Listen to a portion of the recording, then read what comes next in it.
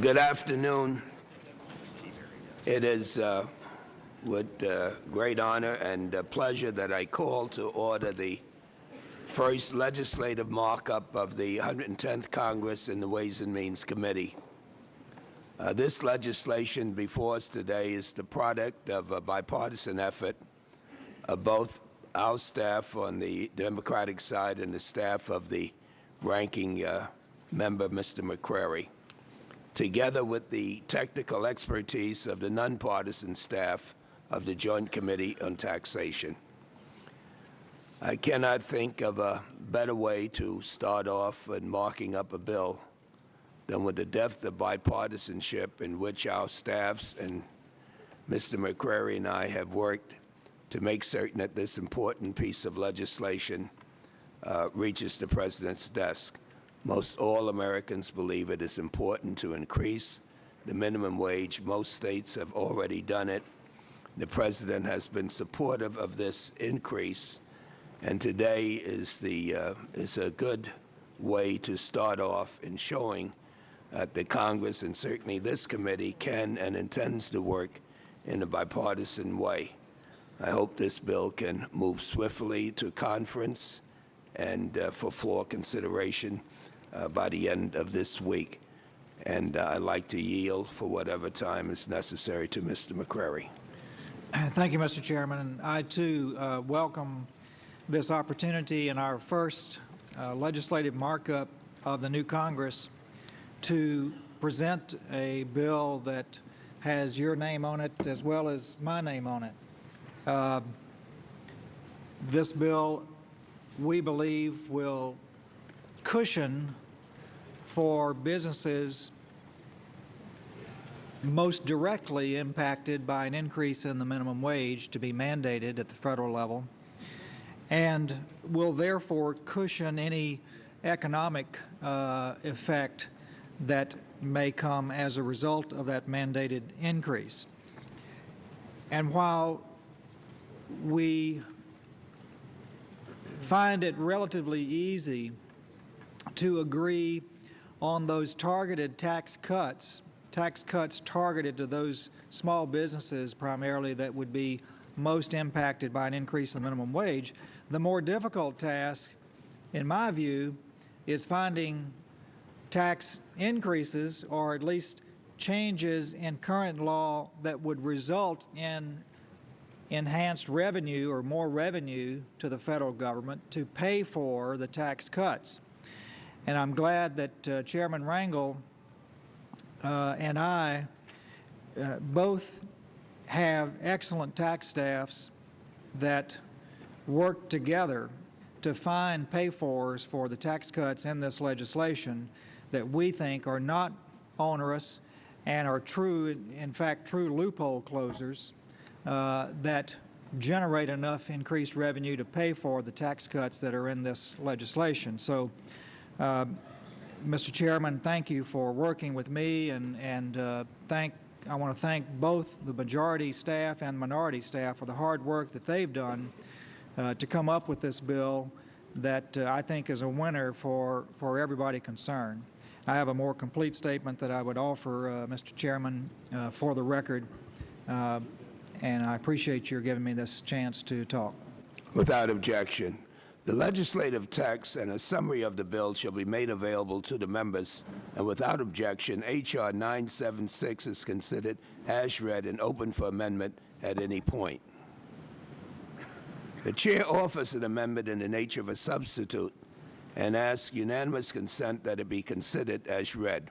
The amendment is before the members with the green sheet explaining it. Tom Barthold, Acting Staff Director of the Joint Committee on Taxation, is here to walk us through the bill, and then we'll go through the process of questions and amendments. The Chair calls on Mr. Barthold, but before I do that, I want to thank you and your excellent staff for being of assistance to us in drafting not only the main bill, but how we pay for it. You may proceed. Thank you, Mr. Chairman and Mr. McCrary. As members have had the underlying bill before them since the end of last week, I thought I would just very briefly remind the members the provisions in the bill, and then very briefly highlight the two modest changes in the chairman's amendment in the nature of a substitute. The first provision in the underlying bill extends the work opportunity tax credit by 1 year and expands two classes of qualified individuals, veterans and high-risk youth, and makes a conforming change for vocational rehabilitation programs. The second provision in the bill increases and extends by 1 year the expensing permitted under Section 179 of the Internal Revenue Code. The third provision relates to the tax credit for Social Security taxes paid on employee cash tips, often known as the FICA tip credit. It has the effect of having that credit calculated based against a minimum wage rate of $5.15, notwithstanding that there might be a concurrent or subsequent change in the minimum wage. The fourth provision permits both the FICA tip credit and the work opportunity tax credit to be claimed by taxpayers against their alternative minimum tax.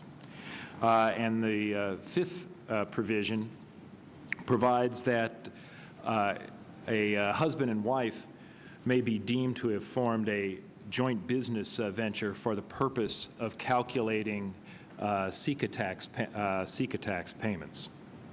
The provisions in the bill that raise revenue, the first provision denies the lower capital gains and dividend rates, the current year 5% rate and the rate of 0% after next year and through 2010, to individuals who are either under the age of 19 or are full-time students under the age of 24 who also provide only half of their own support from earned income. The second provision that raises revenue modifies the suspension of interest, which currently is at can occur in certain circumstances after 18 months and says that interest would only be suspended in these circumstances after 22 months calculation. And then there is a provision that modifies the collection of corporate estimated tax payments for large corporations, those corporations with assets in excess of $1 billion. That's the very brief run-through of the underlying bill. The chairman's modification and substitute in the nature of modification makes two changes. One is purely clerical in that it provides that the secretary or his delegate may make certain notifications. And the second clarifies the application of the 8% and the 18% rates that apply to capital gains on assets that have been held for 5 years after, which would otherwise come into effect after year 2010. And that's a clarification of how the rule would apply in the underlying provision relating to capital gains and dividends. Mr. Chairman, that concludes a very brief summary of the bill and your amendment. We'd be happy to answer any questions that you or the committee might have.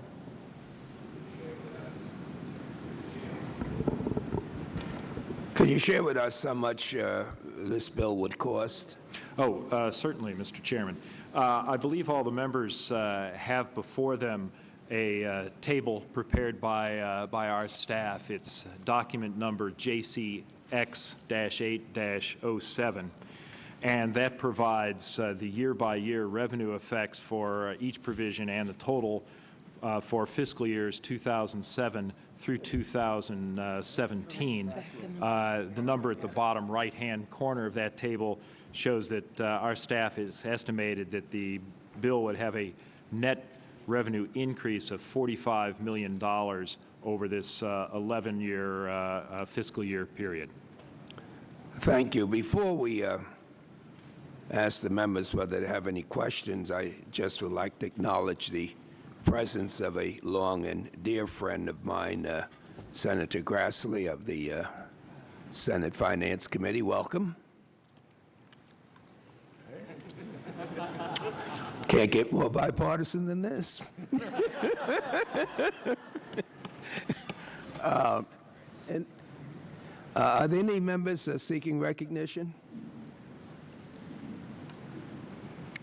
Mr. Chairman, it's hardly the most significant of these changes, but I just want to thank you for including the family business simplification provision here. This has been a recommendation of the taxpayer advocate for several sessions of Congress. I had legislation on it last time and again this year, and it is to help the true mom and pop business file their taxes in a more simple and direct way, so that both mom and pop will get credit for the Social Security and Medicare taxes they've been paying, and I think it's clearly a helpful provision. Well, let me thank you for your contribution to that process. Also, let me tell the members on both sides that I know a lot of members have gone to Mr. McCrary and me for some technical amendments. Some have been very, very serious, and in order to move this process, we have said that we definitely will give priority to those amendments, and we appreciate those that are restraining themselves to get this bill to the Senate as soon as possible. Ms. Schwartz. Well, thank you, Mr. Chairman. I just also want to thank you and acknowledge that the inclusion of the veterans as part of this bill. It's a piece of legislation I actually introduced as my first legislation I introduced as my first bill, which was to help include help for in this case disabled veterans who will be hired by small businesses, give them a chance, both sides, for the businesses to take a chance on particularly our newest veterans, but also to give those veterans a real chance at stability and being able to reestablish their civilian life, particularly starting with a good job in the private sector. So appreciate your inclusion, and your staff, in particular John Buckley, was very helpful to us in helping to craft this language. So thank you very much. We want to thank you for your contribution. Are the other members seeking recognition? Mr. Chairman? Ms. Berkeley. Mr. Chairman, I'd also like to thank you. In a district like the one I represent, while I'm very, very much in favor of increasing the minimum wage, I know that without these small business tax breaks, that many of the small businesses in my community would have been impacted in a negative way. I think this is a wonderful compromise, and I'm absolutely delighted to support. I thank you very much. Well, thank you for your contribution, Ms. Berkeley. Mr. English? Mr. Chairman, just briefly, I also want to congratulate you in the way you have, you and Mr. McCreary, working with Mr. McCreary, have put together this package. I would simply note that there is one issue outstanding here that I chose not to try to offer an amendment on, but which I think we should be thinking about in the next couple of years, and that has to do with the earnings limitation for persons on disability. What we found in the last minimum wage increase is that some people were no longer able to work the 40-hour work week once the minimum wage was fully phased in. I think there's a strong case to be made for revisiting the earnings limit for the blind and the non-blind. I know you've had sympathy for this in the past, so I simply wanted to say on the record that I congratulate you for this effort, and my hope is the committee will have the opportunity to take up that important issue for the disability community in the next couple of years. I promise you that I look forward to working with you. Thank you, sir. Mr. Chairman. Mr. Lewis. Mr. Chairman, I want to thank you and the ranking member for bringing this piece of legislation before us today. It appears that goodwill is breaking out all over the Ways and Means Committee. I hope it will spread throughout the Congress. Thank you, Mr. Chairman. Ms. Jones. Thank you, Mr. Chairman. I am one of those who's restraining myself from any introduction of technicals, and I appreciate your acknowledgement that we have tried to do something. Secondly, the only call I got about the minimum wage increase was from a restaurateur in my congressional district, Sergio Abramhoff, who owns a great restaurant, about the tip piece. And so I'm so happy that he will get this information about this particular section in the legislation. Mr. Chairman, Mr. Ranking Member, let's go forward. We got a lot we can do. Thank you very much. Mr. Blumenauer. Thank you, Mr. Chairman. I appreciate the need for expedition moving this forward. but I would hope that, and so I'm not offering an amendment dealing with the sort of the SUV loophole, but I'm hopeful that there will be a vehicle at some point in the not-too-distant future that we can come back and revisit that, because I think it would raise needed revenue, eliminate an unnecessary revenue, and be in keeping with our goals for energy independence. I give you my assurances. Mr. Pasquale? Mr. Chairman, I wonder what the odds were, and I think this is the most important thing we're doing today, that not only are we working together, you've kept your commitment, the ranking members kept this commitment, but who would have thought that we'd have a endorsement letter from the Chamber of Commerce on our first bill? It's not going to be dangerous. I mean, we want to help everybody here. So, you know, try us. You may like us. Thank you, Mr. Chairman. Mr. Porter? Again, thank you, Mr. Chairman, to the ranking member for the bill. Nevada has a unique challenge in that in November on our ballot was a provision to increase the minimum wage $1 over the federal amount, whatever that is. I, too, support an increase in minimum wage, but many of the businesses that came to me were going to see a 30–40% increase in their payroll because of the additional dollar on the Nevada side. So, again, I want to say thank you. These provisions will certainly help. And I believe small businesses across America want to raise their pay and want to raise the minimum wage, and this will give them the tools to offset so they, too, can appreciate the great economy that we have. Thank you. Thank you. And let me thank Mr. Johnson. Sam, I want to thank you, Mr. Johnson. I know how serious your amendment was to you, and I talked with the ranking member, assure you that we will be given that consideration. Are there any other members seeking recognition? Mr. Chairman, I might add that Kevin Brady evidently is not going to make it because of flight delay, but he, as you know, also had a concern about a pension-related issue with Continental Airlines, and I think you've indicated to him as well that we're certainly going to take a look at that.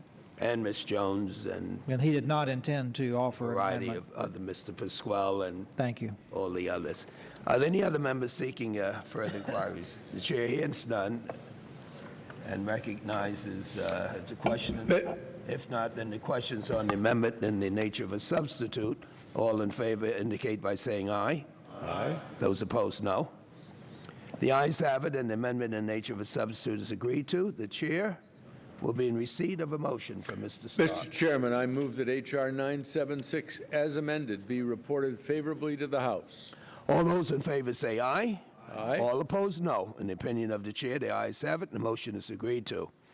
Without objection, all members will have 2 calendar days to submit any additional views, and its staff will be given technical drafting authority to make the changes in the bill. The committee stands adjourned. David, congratulations. Let this be. Thank you. Thank you.